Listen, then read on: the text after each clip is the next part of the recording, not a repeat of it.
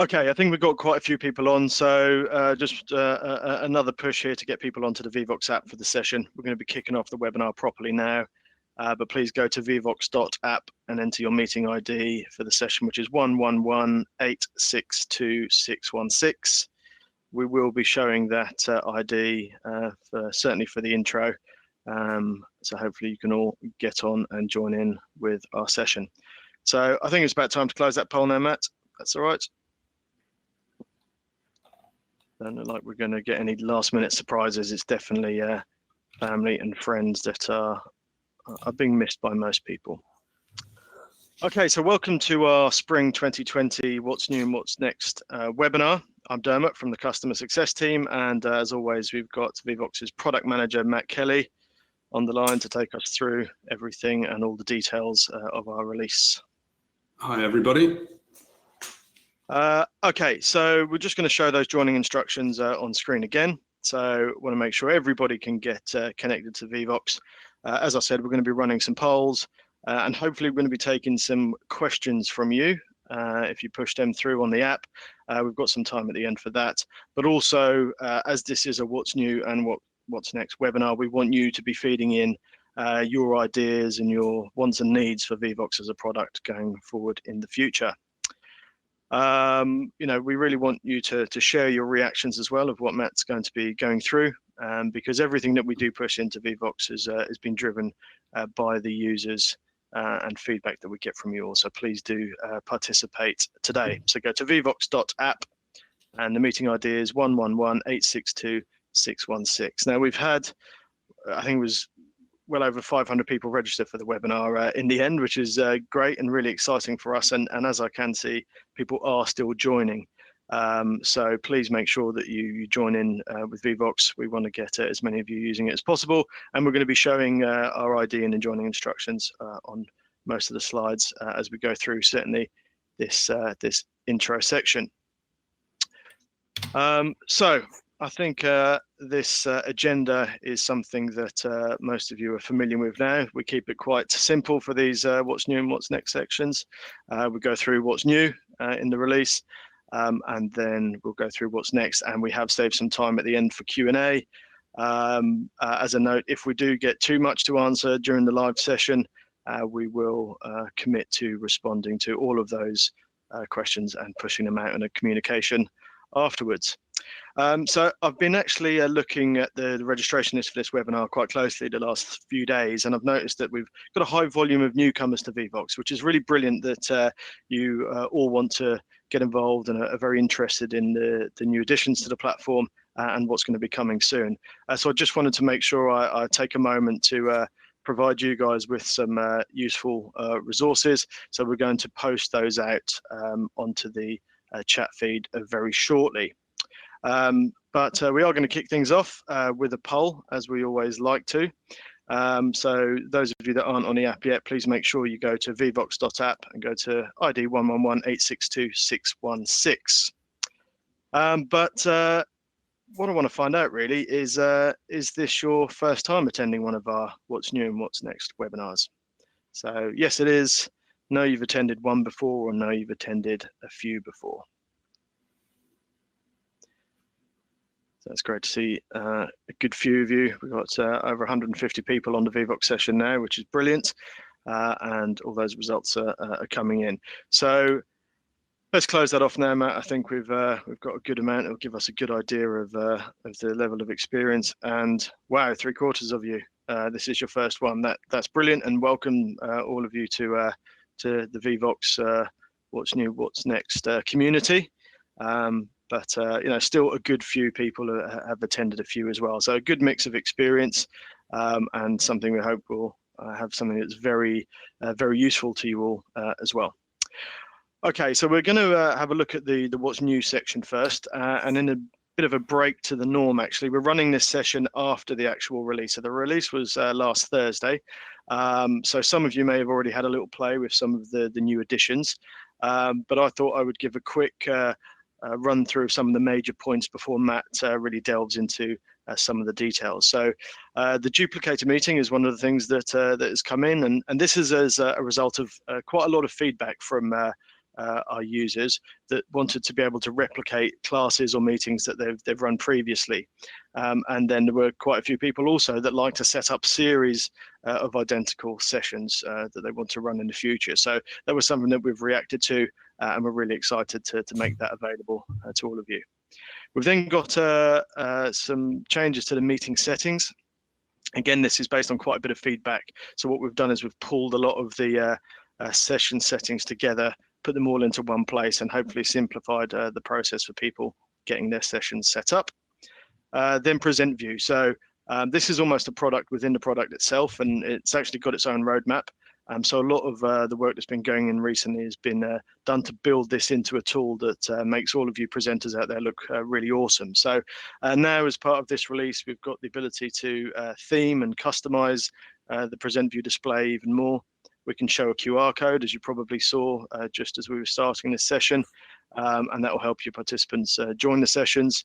You can now filter your content on the Q&A by favorites, so that gives you even more control as a host during your Q&A sessions. And we've now actually added mirroring to the display.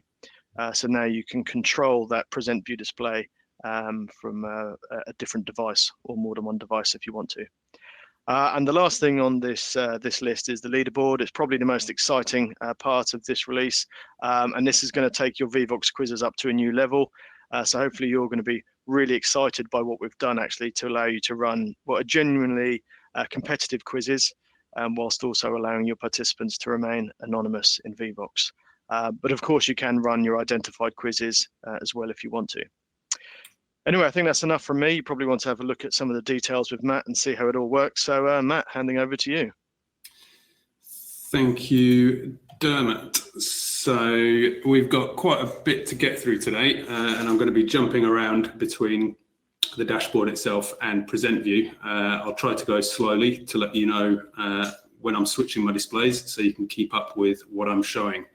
So first off, I'm going to show some of the updates on our meeting list. So I'm just going to switch to a different tab here and come out to our meeting list.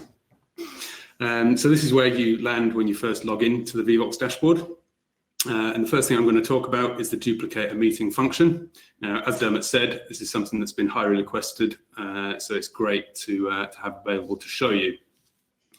So I've only got one meeting in here, which is the one that you're all hopefully connected to for participating in today's session. And on the meeting card itself, if I go to the more options setting, which is these three dots here on the card, I can see there's an option now to duplicate.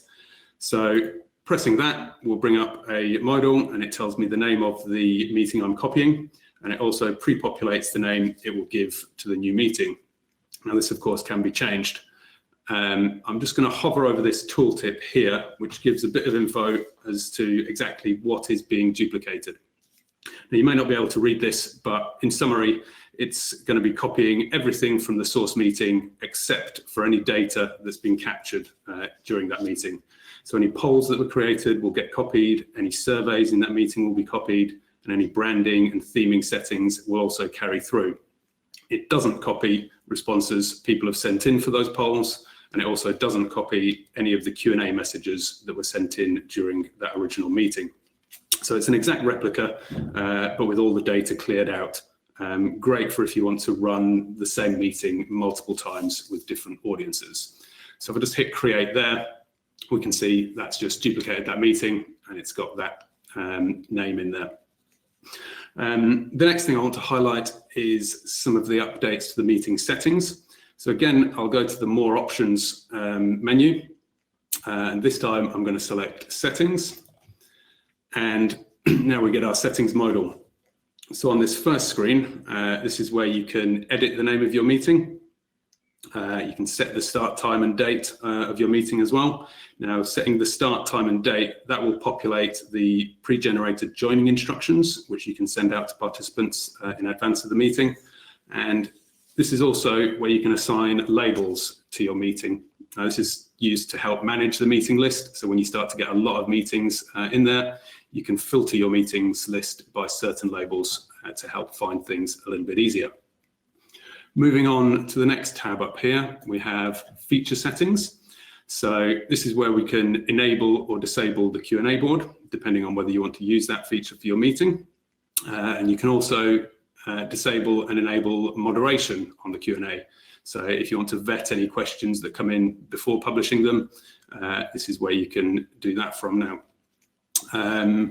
Next up, many of you will be familiar with the profanity filter, which we have applied to open text and word cloud polls. Now, if you don't want to block out any of the profanities, you can now disable that profanity filter. So that's something, again, that's been requested from quite a few people. And then lastly, down here, we have the setting for the identification of your meeting. Now, today, like the majority of meetings that people run, we're doing things anonymously. But if you want to force users to enter their names in order to identify themselves, you can switch that on here.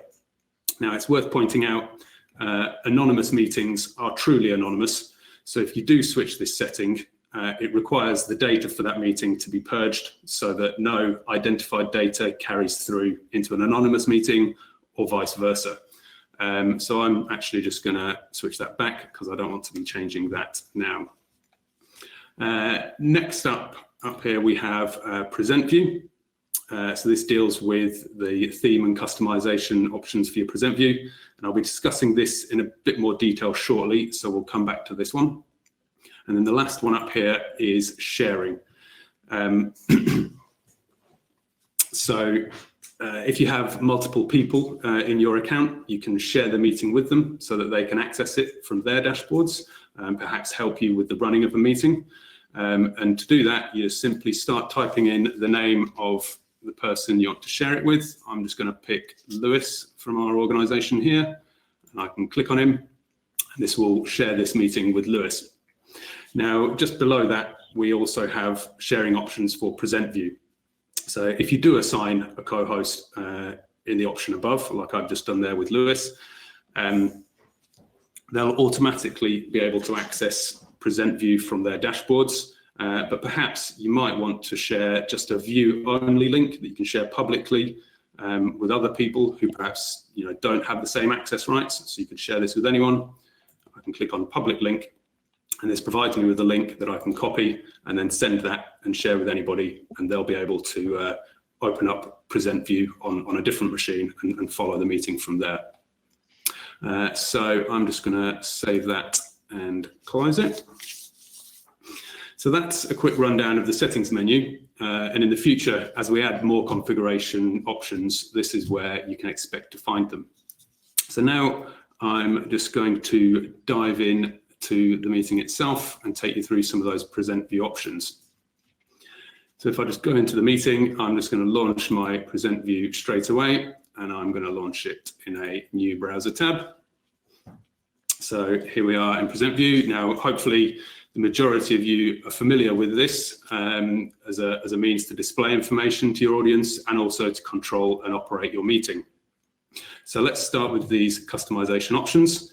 Again, if I come down here to the control bar, press the more options and go to theme and customization, we get back to this settings menu that we were at before. So first off, we can see I've just got the standard Vevox logo in here. So I'm just going to change that quickly, and I'm just going to change it to a different variation of our Vevox logo and set that, and then press save. And now you can see that's changed the logo in the top left corner. Now to move on to some of the other preset themes that we can do. So if we come down here, we can see in the themes section, we've got a whole host of preset themes that you can choose from. Now, starting with some of the default Vevox themes, but as we go through, we can see there's lots more in there. So I'm just going to select one of these. I quite like the lava one, so let's select that and press save. And we can already see the Present View starting to feel a little bit more jazzed up.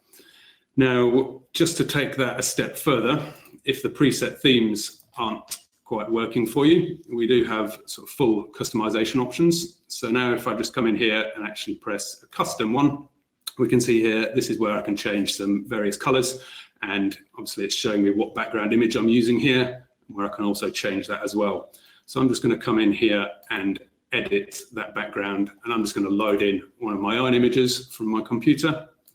I'll set that and press save, and now we can see that image is loaded into the background. So very easy to do, and you can put any image you want into the background there.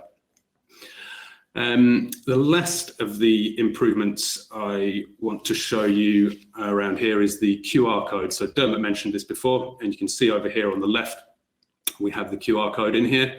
Now, by default, this option is currently set to be off, so it's not always creating a QR code. If I just go back into that settings menu again, we can see here, this is the option where you can choose to display or hide the QR code. I'm going to leave it on. And if I just come out here, we can see when I click on that QR code button, it blows it up nice and big. So if you're in a meeting room and you've got all your participants there, they'll be able to lift out their phones on their cameras. And I think most devices have a QR code reader on their camera now, so they'll just be able to point it at the screen and get direct access into the app without having to type in the URL or the 9-digit ID. So I can just click off again, and that will minimize it. So then the next update to present view, again, which Dermot touched upon, is the filter by favorites. So hopefully, as I've been stepping through this, Dermot's been favoriting some of these questions that have come through. So if I come up to the top here and go and click on favorite, we can now see, or I'm only seeing messages that have been favorited from the dashboard. In your apps, on your devices, you'll still be seeing all of the messages that are published, but for the sake of the present view, we've just narrowed it down just to look at some of the favorite ones. Now, I'm just going to jump back to the dashboard quickly to show you what Dermot's been doing in the background. So if I click on the Q&A section here, we can see all of my Q&A messages that have come through, and over on the right-hand side here, I can click on the favorite icon, and that just highlights it as a favorite, and that is then what also reflects into that filter that we just showed. So I think that covers the bits for the present view. So the very last of the new features that I'm just going to discuss is the leaderboard for running quizzes. Now, I think hopefully, we've had a lot of attention around this, and this is one that a lot of you are very excited about. So I'm going to take you on a quick step through of how to set up a quiz, and we can try it with us all on here. So the first thing I need is some questions. So I'm going to come back to my poll section, and as normal, what we need to do is just add in some questions with correct answers. Now, I don't have the time right now to type all of those questions out, so I'm going to get some of our pre-generated content. If I click on the import polls section here and just come down, we can see we've got 3 tabs at the bottom here, and this is all just some pre-generated quiz content. So I'm just going to select one of those, and in here, there's a whole host of questions. I'm not going to add them all in. I'm just going to pick and choose a few. So let's just grab a few at random. Let's have an Olympics one there. Let's take another Olympics one. Let's whiz down. Grab one from movies. Let's go there, and let's go down and pick a music one, and then let's take a lyrics one as well. So there's my questions. And I'm just going to press import, so we can see I've got some questions in here now.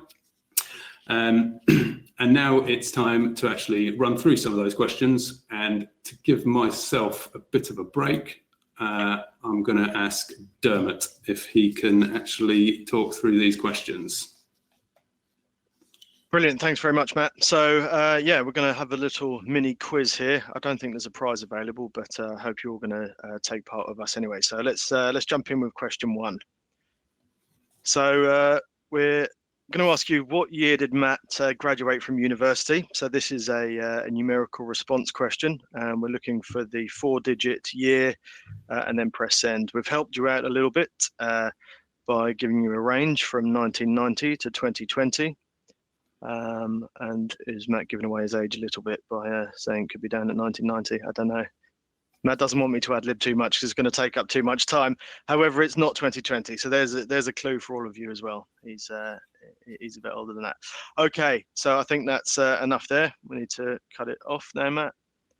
Wow, what a spread! And somebody did go for 1990. Brilliant. Quite a few people did 12.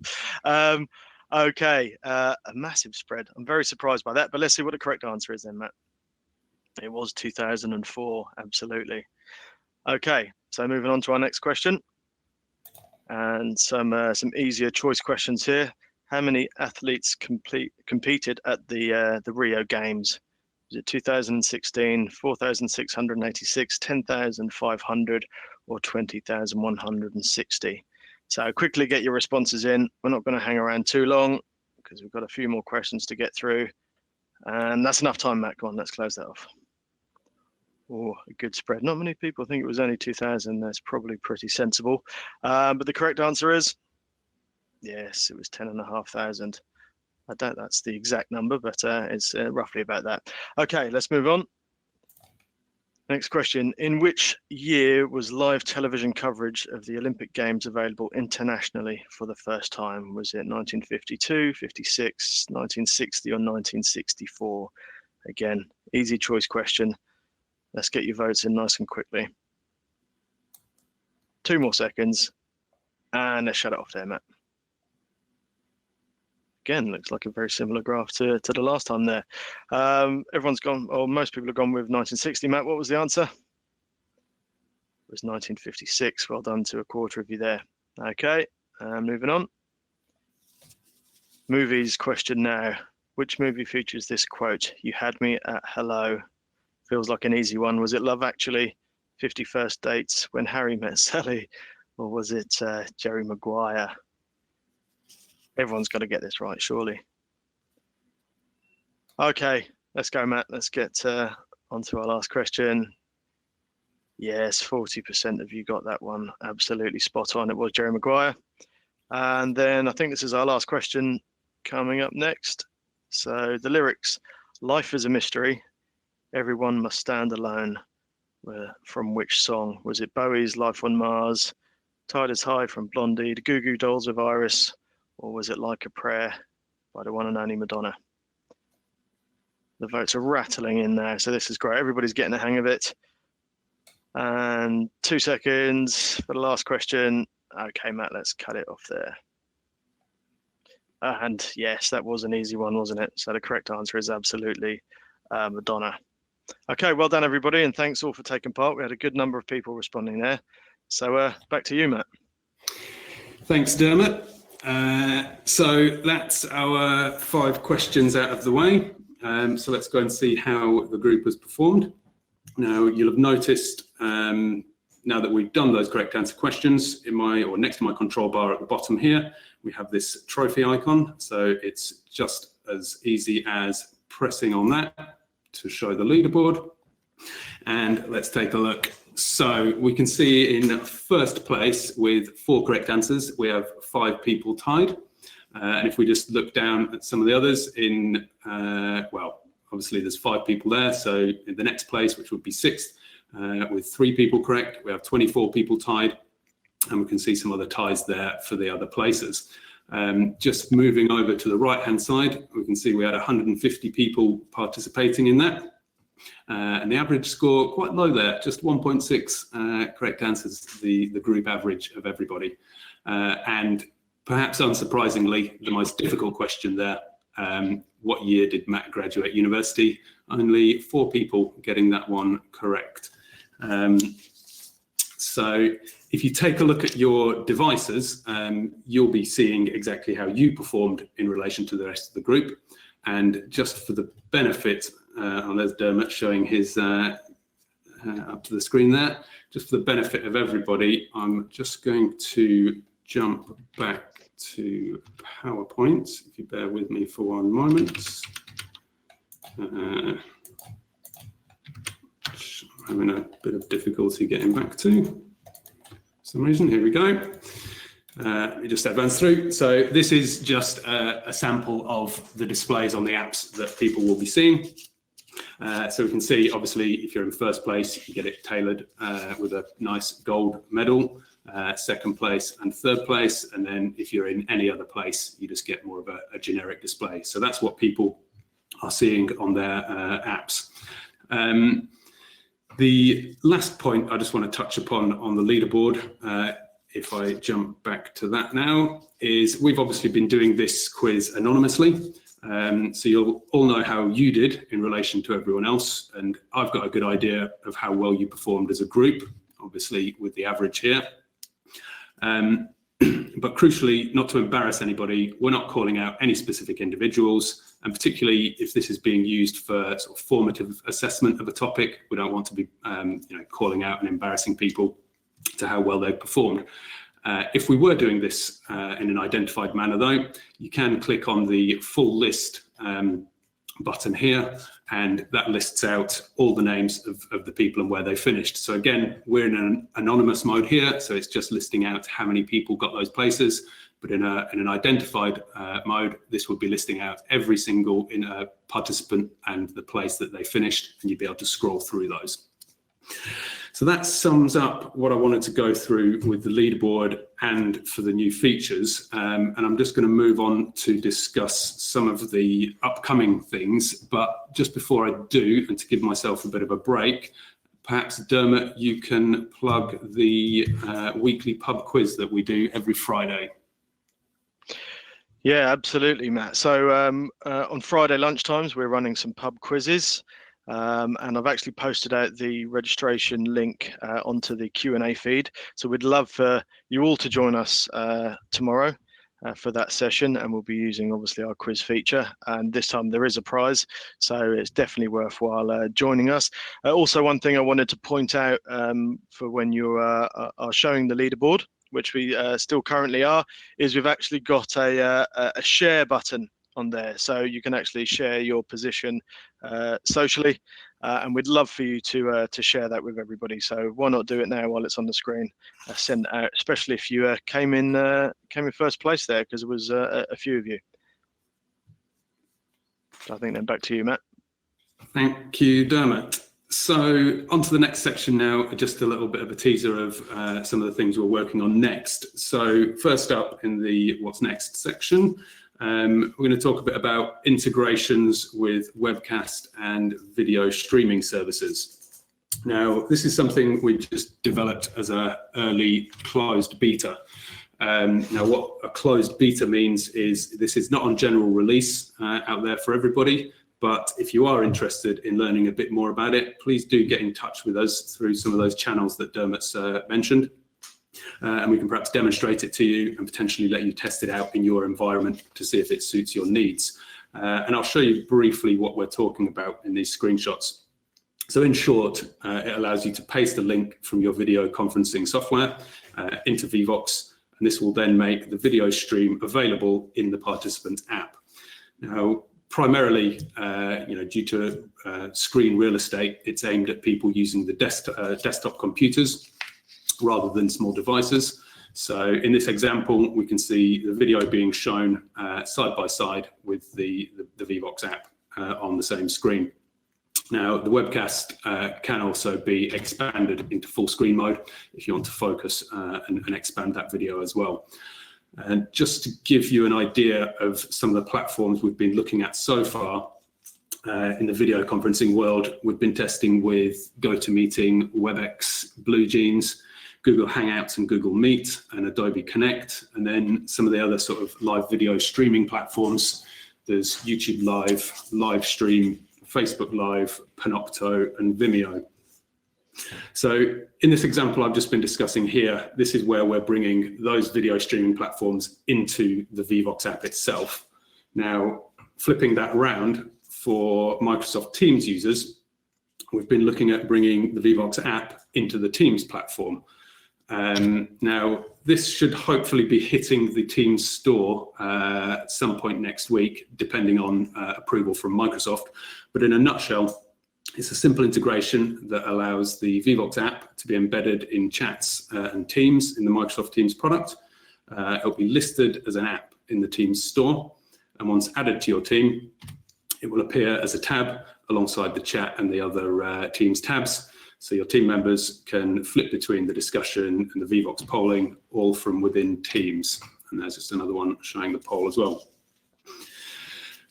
So now on to another thing in the pipeline, and this is a bit of a revamp of our account settings and some admin settings. Now, many of you might not have access to this, but it's certainly relevant to the account administrators if you're in a large organization or a university. We're going to be reorganizing how you view and change some of the details to your account, but the key feature here is the default account settings. Now, I showed you earlier the settings option with the various branding and customization and feature settings, but the default account settings will let your account administrator set the defaults for your particular account and all the meetings that are created in your account. So you'll be able to set defaults for certain features. So if you always want to have Q&A board off or perhaps moderation on, your account administrator will be able to do that, and that'll follow through for all the meetings you create. And similar on the branding aspect, you'll be able to set defaults for your branding. So every meeting you create could actually start with your own company or university's branding, so you don't need to configure it every time. Now, just a few other small mentions that we're working on. We've shown the leaderboard feature today, and I'm sure there's many users out there of our PowerPoint add-in are wondering about support there. Well, it's not in the PowerPoint add-in just yet, but we are working on that. And similarly, we're also working on simplifying the process for people that are using single sign-on for when they want to sign in to the PowerPoint add-in as well. So I know that's something that's come up quite a bit recently. And then the one last one I just want to call out is imagery in questions. And we get a lot of requests for this, and this is something we will be bringing into the product in the coming months. And with that said, I think, Dermot, I'm in desperate need of a sip of water, so perhaps I can hand over to you for the Q&A. Yes, absolutely. So we've got quite a few questions coming in, and I think the best thing to do here is to go by the number of liked. We've got what look to be about 10 minutes left on the time that we promised everybody, and we always try to finish on time. So let's crack through some of these. I'm going to control this Q&A now, hopefully, with our new mirroring feature. So going to look at this one. Somebody's just said, tried and tested the duplicate function, really easy to use and is brilliant. So that's great to see. Now I have just tried to tidy up the Q&A a little bit and just have some questions here. But does it copy the branding? Seems not to have. I think that's in relation to the duplicate meeting. I know it took across the info screen content, Matt, but any additional details from you? Yes, as it should have copied the branding. If somebody is seeing an issue there, I think perhaps that's something we can take offline afterwards. But yes, the branding, all the theme and customization options should copy through when you do copy a meeting. Okay, brilliant. If we've seen anything different, let's have a look at that. Panopton on Teams use is great for my institution. That's great to hear. Quiz is fantastic. What's next? Have countdown timers? So very good question, and I think with the quiz, we've obviously released the quiz or the leaderboard function in its current state, but we're certainly not short of suggestions and ideas. And I know countdown timers is one of the things that's really come up, and that is definitely something I think we want to pursue and look at in the future. It's something we've certainly discussed already internally.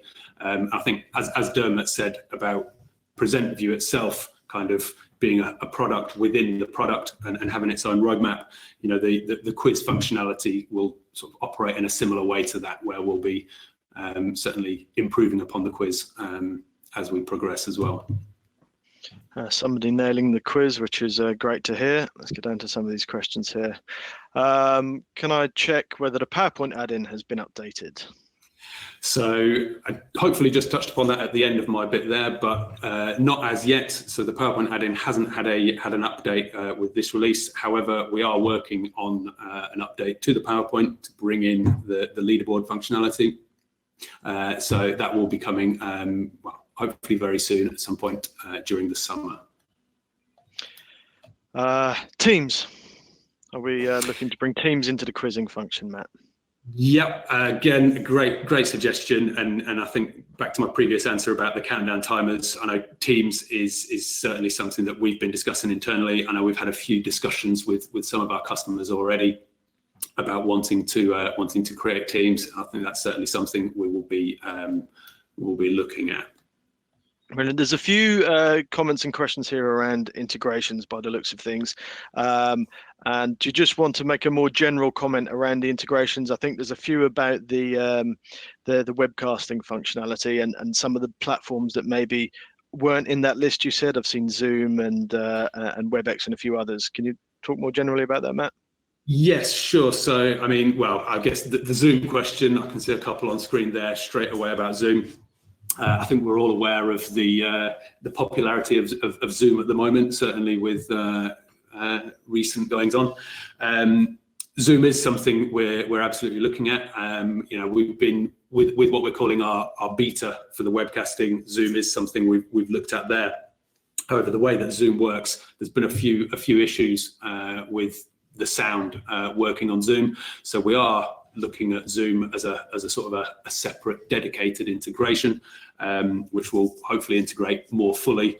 I think more on that in the coming weeks and months, but Zoom is certainly something we are looking to focus on.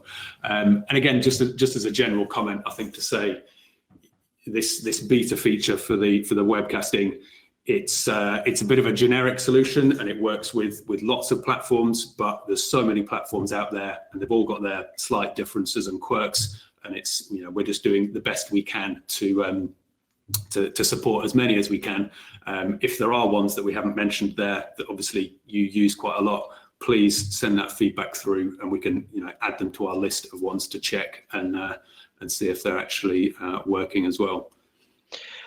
Just taking some more off the top here, and there's one about Blackboard Collaborate. Now we do have an integration with Blackboard, and just to answer that more generally, Matt, could you just talk a little bit about the integrations with some of the learning systems, because somebody has also mentioned Moodle recently as well.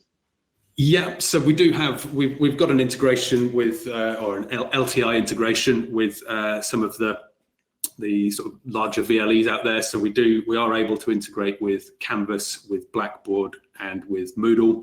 Now that LTI integration is still kind of relatively basic in its early stages. I think what we would be very keen to hear from somebody's asking here, obviously, about Blackboard Collaborate.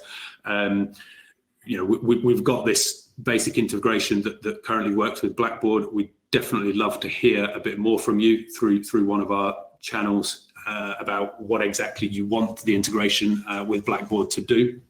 So that would be great if you could expand upon that in some feedback to us. Here's a big one, Matt. I'll let you read it while I just read it through. Is there a tab where a moderator can see and manipulate vetted questions without being in the main control tab during a live meeting to answer questions from the stage during an event? So at present, in order to do this, as I was showing before, where we've got the how you can assign a co-host or a co-moderator to your meeting. So they need to be another person within your account.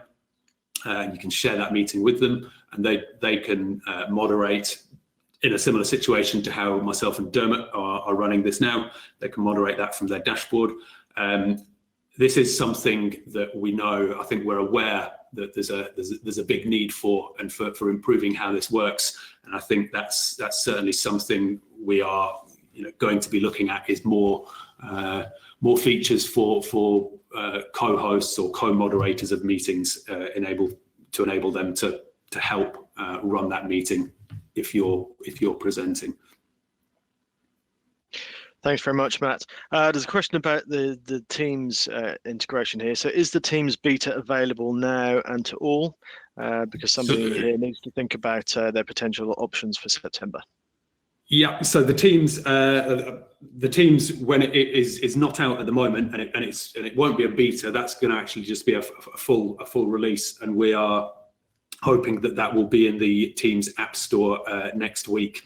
I think when that does become available, we will send out a communication, but we're just going through the approval process with Microsoft at the moment in order to get that out. So please expect that very soon. Brilliant stuff. Can you show a leaderboard? Ask a few more questions, then show it again. Yeah, I mean, absolutely. You can run the leaderboard as often as you want, and once you've got some questions, some polls that you've got data in, you've got responses in, that leaderboard option then becomes available on the present view and from the control dashboard if you want to run things from there. So yeah, you can run that leaderboard whenever you want. I ran a family quiz the other night and they wanted to see a leaderboard after every question, which felt a little bit silly at the time, but I think people just enjoy it, especially if they're near the top.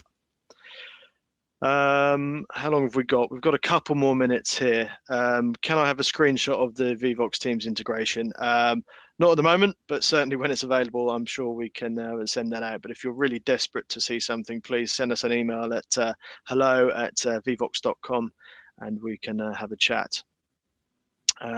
Is the leaderboard available in PowerPoint? I think you already mentioned, Matt, that PowerPoint is going to be updated soon, so please stay tuned for that one. Can students see their score or what percentage of answers are correct, and ideally compare scores between sessions to see what topics need most work? It's a great question and sort of a great idea hidden in there as well. Yeah, no, it's a great idea there. So obviously when the leaderboard is published and on your devices, you can see what your score is. So the students can certainly see what they've got in the quiz, how many are correct. Interesting one about the percentage there. So we don't show the percentage of answers that are correct. We just show the number of answers. So 10 out of 15, for example. But a great suggestion for perhaps adding in the percentage there. And then what we've got, comparing scores between sessions to see what topics need most work. I mean, again, that's another great question.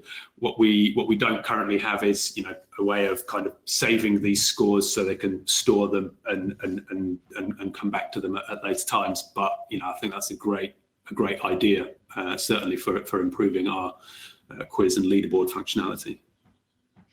Yeah, we'll certainly take that one on board and throw it around the team here. It is 2:45, so that was the time that we said we were going to finish on. I think, Matt, are you happy to stay on for a couple more minutes and ask some more questions? Yeah, I'm more than happy to carry on answering a few questions. Feel free to leave if you have other commitments, but we can go on for a little bit more if you like. Yep, and as I said at the beginning, we will answer all these questions and then get them out into a communication back to those that joined us today. So yes, feel free to drop off if you have to, but if you want to stay on and hear the answers to some of these questions, we will do for a couple more minutes now, and then if too many people drop off, we'll just cut it there. But thanks very much. If you're going to head off, one thing I would love to ask, if people are dropping off now, please, in the app, we've got a survey open. It's a feedback survey for this session. We're constantly wanting to improve these What's New and What's Next webinars. So we really appreciate all your feedback. So please do. It's only a couple of questions just in the app.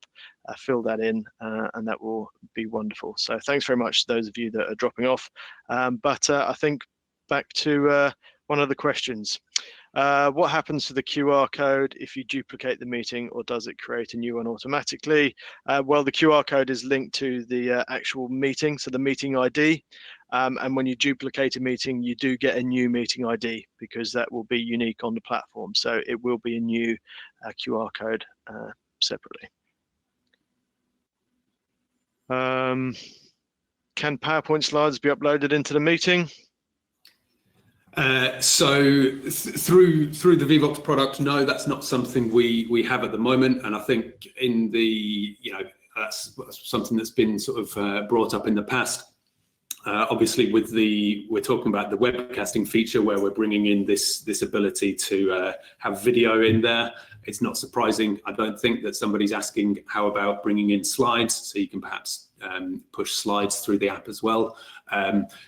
Again, that's not something we've done so far. It's something that has certainly been talked about in the past. Great to hear that that's something that's perhaps wanted by people out there. So I think certainly for our for our sort of development and roadmap meetings, that's one for us to bear in mind. Great. Somebody saying it was a good session, so that's great to hear. Where are we? I'm trying to host a meeting myself. How do I show the presenter mode and manage the, I guess that's polls simultaneously? So Matt, you were, it was only the Q&A that I've taken over here. You were presenting the whole thing by yourself. And if I just, I'm just going to let this go back.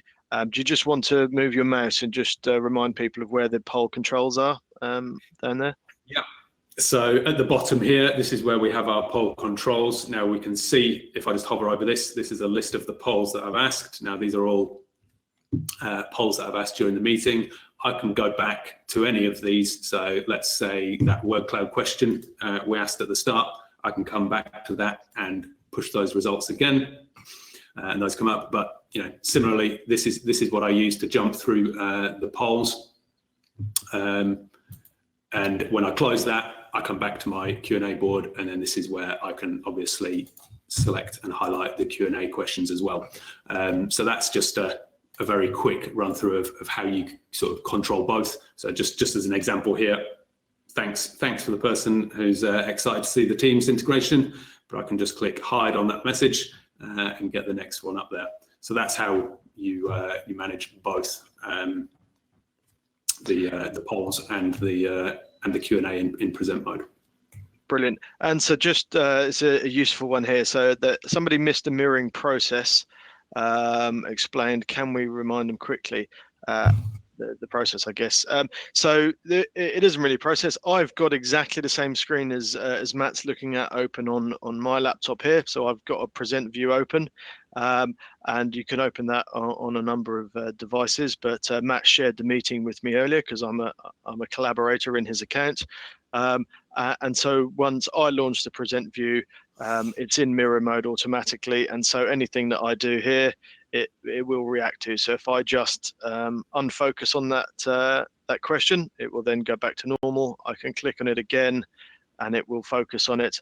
I can then hide that question now that we've explained it, and it will disappear from the view and also from the app. And when I say hide, all that's doing is actually archiving it. So all of these questions and comments that we've actually been moving off the board are just in the archive in the back end, and they will all be reported on as well. Somebody's put here, nice webinar, looks slick, but given that the USP for Vevox is its use in PowerPoint, this is the but I really need to get better. Okay, I'm slightly confused, but somebody pointing out that the USP for Vevox is its use in PowerPoint. Whilst I would never turn around and say anybody's wrong about stuff, Vevox actually has a few USPs. Our PowerPoint add-in is, it's certainly one of the best out there, and it's a very powerful tool. But we do have a few USPs. But I think this possibly talking about the leaderboard, that it's not in there yet.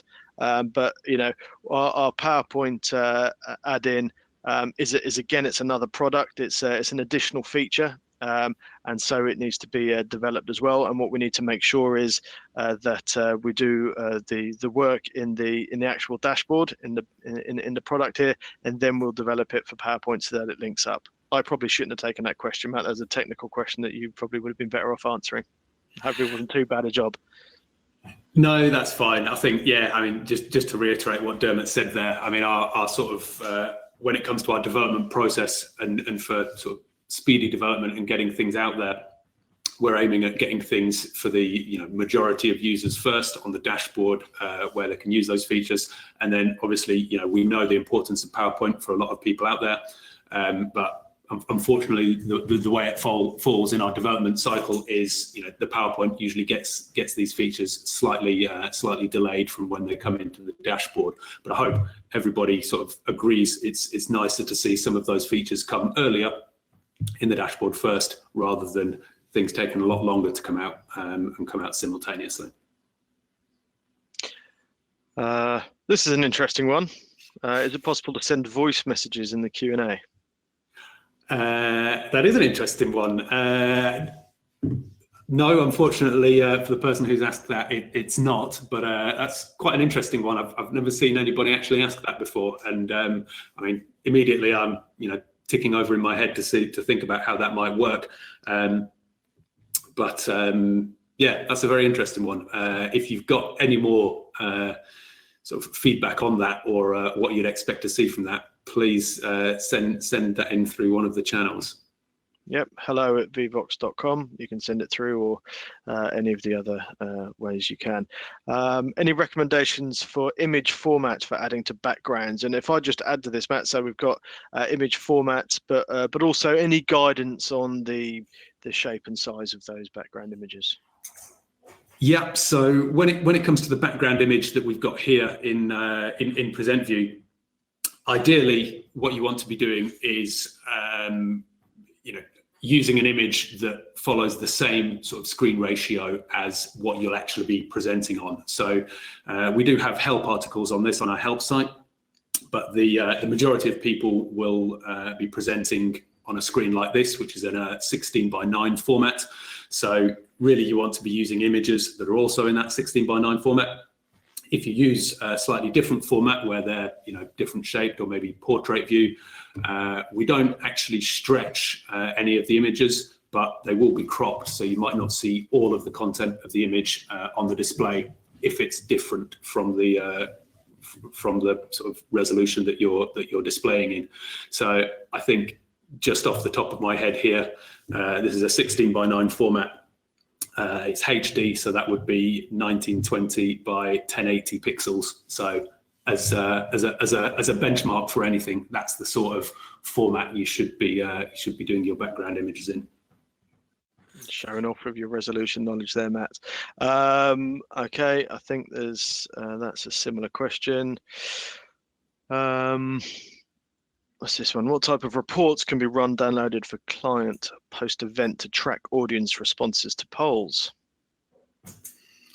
Yeah, so in our dashboard, I don't know, well, perhaps very quickly, I can just come off and show this. If I just jump back to my dashboard, we have this data section on the dashboard here. If I just click on that data section, this gives us a bit of a summary of our meeting. So we can see on this meeting today, we've had 217 participants join in total.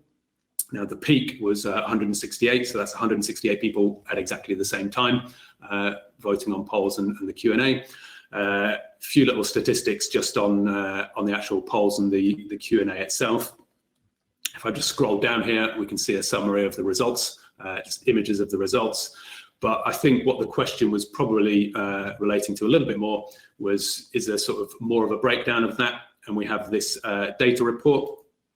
So we can download a data report, which downloads into Excel.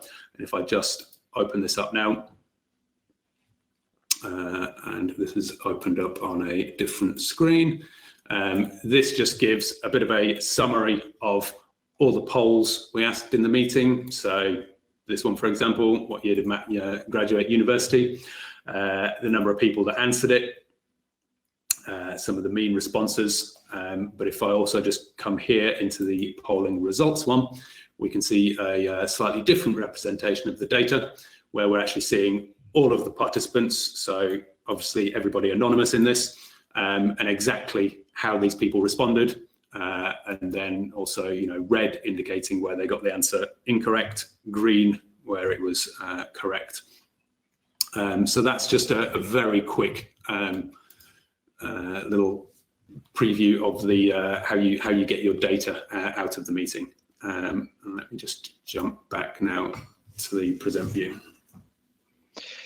Brilliant. Are you looking to provide the ability to order the questions on the app by most liked? This is a question we've had a lot recently. Yes, I think very timely. We are looking at our apps at the moment. So obviously I didn't really mention that in the what's next, but we do have more things in the what's next that are being worked on.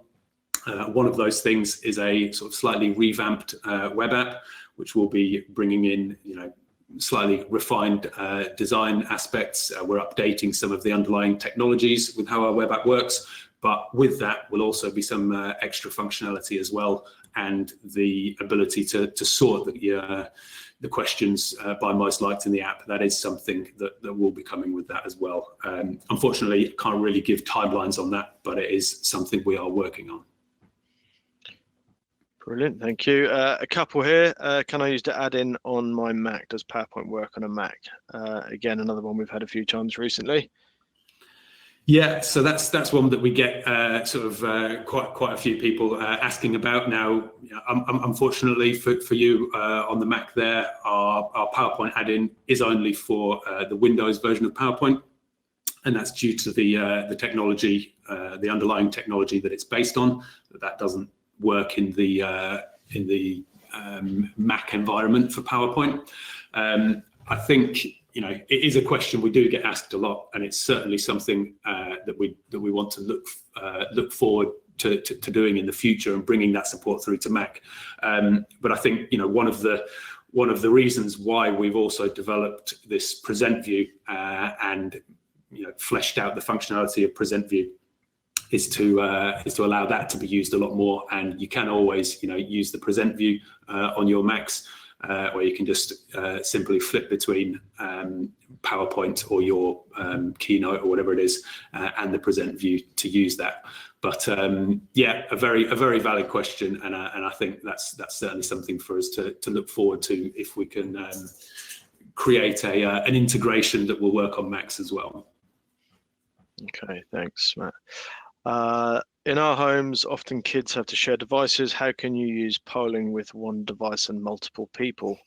I can take that one, I think, quite simply, Matt. Vevox is designed to be used with a single device per person. You could, mess around and get around ways by having different browsers and things like that. I know that might work, but that would be quite faffy, I suspect. So it is more about having different devices. Unless, Matt, you've got anything else to add on that one?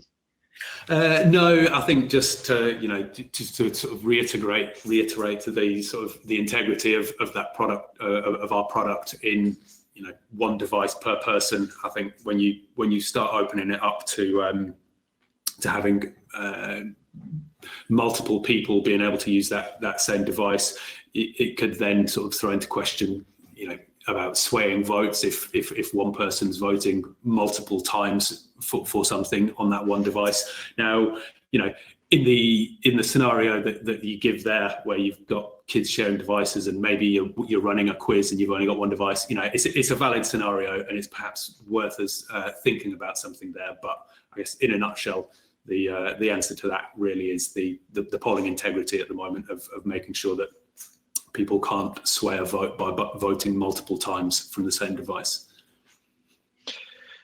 Yep, that's a really important point. Thanks, Matt.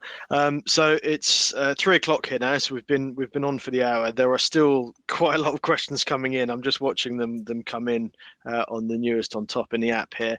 But I think we're going to have to call it a day for now.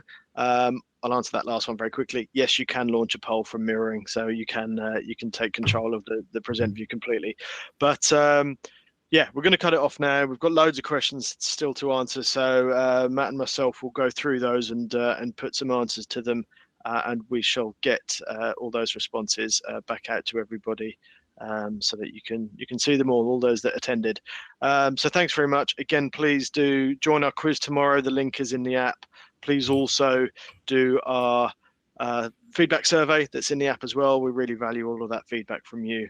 But for me, thank you very much for attending, and it's great to get these responses and clearly seeing the excitement from our customers and users for some of these things that we've just released, but also some of the stuff that's coming up. And thanks very much to you, Matt, for taking us through all of that today. Thanks, everybody.